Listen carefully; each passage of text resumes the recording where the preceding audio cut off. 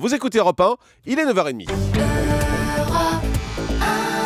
Le journal des médias avec Thomas Jouer. Bonjour Thomas. Bonjour, à la une ce matin, Valérie Damido raccroche les pinceaux de DNCO. Splash, le grand plongeon, aura droit à une deuxième saison sur TF1 et on sait qui va commenter la Formule 1 sur Canal+.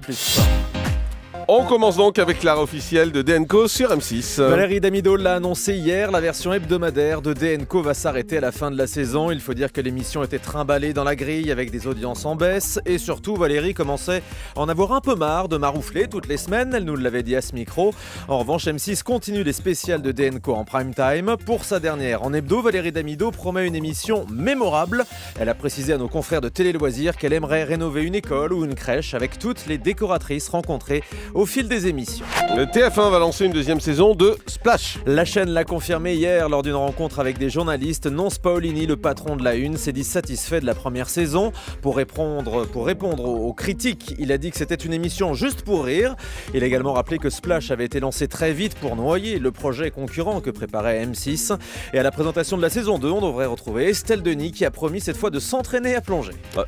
De son côté, D8 reconduit la nouvelle star. Et non pas pour une, mais pour 2 saisons supplémentaires. Oui, le contrat est en bonne voie d'être signé, comme l'a indiqué Monica Galler, présidente de Fremantle, productrice de l'émission, invitée du Buzz Média Le Figaro.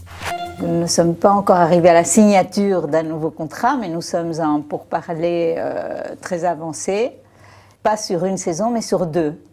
Alors la première, je crois qu'on a tous fait un gros effort budgétaire, financier, entre autres, et pour eux et pour nous. Mais bon, ils sont très contents, nous sommes très contents, la collaboration était formidable et on continue. En clair, il va falloir payer plus cher. Hein. Ça fait bien monter dit. les enchères. Exactement. Canal+ a choisi ses commentateurs pour la Formule 1. Il s'agira d'Alexandre Delperrier et Julien Desbros, spécialistes de la discipline au journal L'Équipe. Le JDDR avait laissé 2 noms, confirmés par tvmag.com. Le dispositif comprendra également Thomas Sénécal, ancien animateur d'Automoto, Margot Lafitte, transfuge d'Eurosport. Ils feront vivre l'avant-course. Et puis l'ancien coureur Jacques Villeneuve sera consultant permanent. Alain Prost n'interviendra que sur quelques grands prix. Quant au magazine En Clair que diffusera Canal chaque week-end de F1, il sera confié à Thomas Touroud, présentateur de l'Équipe du dimanche. Un magazine qui pourrait trouver également sa place sur Canal, En Clair ou sur D8. Au passage, la F1 sur D8, c'est plus des courses automobiles, c'est de la bataille navale. Le service public rend hommage à Stéphane Hessel. Ce soir, France 5 a décidé de rediffuser le numéro de sa collection Empreinte consacrée à l'indigné. Le documentaire sera proposé à 21h40. Un peu plus tard, à 23h15, c'est France 2 qui rendra hommage à Stéphane Hessel dans l'émission Grand Public d'Aïda Touéry. Enfin, dimanche matin, Catherine Sellac proposera une spéciale de thé ou café. Midi en France bat en ce moment des records d'audience sur France 3. Depuis le début de la semaine, l'émission dépasse les 10% de part de marché à 11h sur France 3 avec des pointes à 1 million de téléspectateurs, sauf hier. Bon. Il faut dire que Laurent Boyer et ça sa tombe bien bande... votre nouvelle là. Le seul jour où ils le font pas, les pauvres. Il paraît que le mercredi est une journée difficile pour France 3. Laurent Boyer et sa bande depuis le début de la semaine sont installés au salon de l'agriculture et c'est pour ça que ça marche. Il aura fallu donc des vaches et les tracteurs pour faire taire les détracteurs. Écoutez Laurent Boyer. Qu'est-ce qui s'est passé? Il se passe que déjà depuis 1 an l'émission progresse pour ainsi dire toutes les semaines et on a battu, je crois qu'on est au 9e record depuis le mois d'octobre et je pense que cette émission a trouvé son public. Il fallait que ce soit France Télévisions pour qu'on laisse le temps à ce type d'émission de s'installer, et notamment France 3 qui nous a laissé le temps de trouver le souffle, de trouver le public, donc on s'est gré, ça c'est sûr. Le prochain numéro de L'Ombre d'un doute sur France 3 sera consacré au Louvre. Le plus grand musée du monde a ouvert ses portes à notre ami d'Europe 1 Franck Ferrand et à ses équipes. Le magazine historique reviendra donc sur l'histoire du Palais des Rois de France et l'émission sera diffusée en prime time à 20h45. Ce sera la dernière semaine de mars. Et puis TF1 s'interroge sur l'avenir de sa chaîne d'info LCI. La chaîne diffusée uniquement sur le câble, le satellite et certains réseaux ADSL a été complètement dépassée par ses rivales BFM TV et iTélé qu'on voit gratuitement sur la TNT.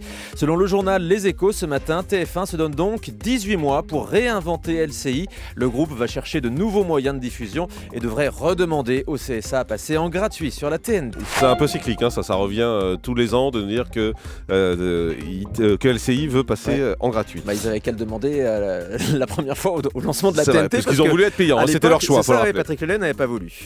Patrick Lelay qui ne croyait pas du tout d'ailleurs à la TNT gratuite à l'époque. Un visionnaire. Ça c'est fait. Énergie 12 et Chérie 5. On peut tacler maintenant.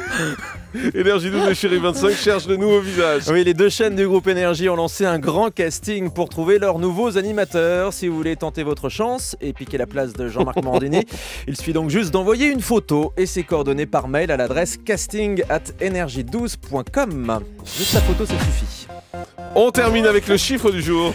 40 heures et 17 minutes, c'est le temps moyen qu'on passe chaque mois sur Internet. Selon une étude de Médiamétrie, en 2012, 3 foyers sur 4 sont équipés au moins d'un ordinateur connecté et plus de 41 millions de Français consultent régulièrement Internet. Et une Française est encore sur Minitel, c'est vous Julie. C'est dans Mais non, l'étude, ils c'est m'ont marqué. piqué mon Minitel. Ça marche plus. Bah je non, l'ai plus. ils les ont enlevés. Ah, ça y on est, l'a c'est enlevé de fini. mon bureau. De toute façon, les services sont Scandale. fermés, donc ça sert plus à rien. J'ai fait une manif rue François 1er, j'étais toute seule. Exactement. Merci beaucoup, Thomas Joubert.